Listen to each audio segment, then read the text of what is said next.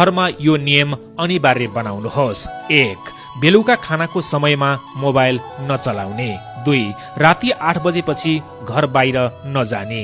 3. बेलुकी 10 मिनट पारिवारिक बैठक गर्ने। 4. गृह कार्य नगरेसम्म टेलिभिजन नहेर्ने। 5. साना होस् या ठूला सबैलाई सम्मान दिने। 6. खेल्नुभन्दा पहिले घरको काम गर्ने। 7. शनिबार विश्राम र परिवारलाई समय दिने। 8. दाजुभाइ र दिदीबहिनी बीच झगडा नगर्ने। 9. सभ्य र उचित अभिवादन गर्ने। 10. ठूलो आवाजमा संगीत नबजाउने। 11. खाना परिवारसँगै बसेर खाने। 12. सधैँ सत्य बोल्ने।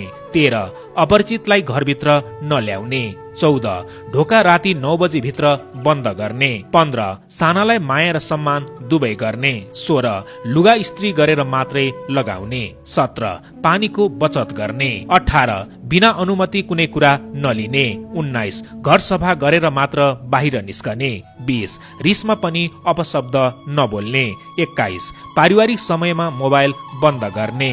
22. पाहुनालाई सम्मानपूर्वक व्यवहार गर्ने।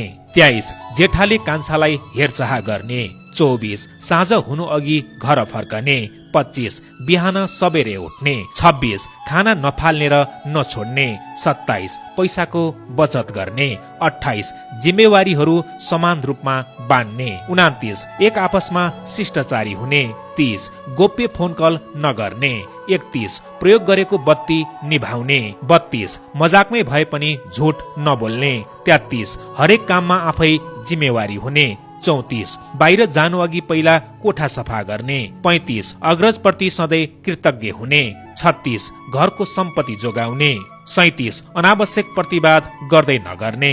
38. सकारात्मक सोचको विकास गर्ने। 39. आवश्यकता अनुसार अरूलाई सहयोग गर्ने। र अन्तिममा रहेको छ 40 नम्बरमा कसैलाई पनि अरूसँग तुलना नगर्ने। यो सामग्रीलाई मैले बिहान सामाजिक सञ्जालमा पाएँ, मलाई असाध्यै राम्रो लाग्यो र तपाईँ माझ साझा गरेँ। तपाईलाई कस्तो लाग्यो? राम्रो लागे सेयर गर्नुहोस् है त। नमस्कार।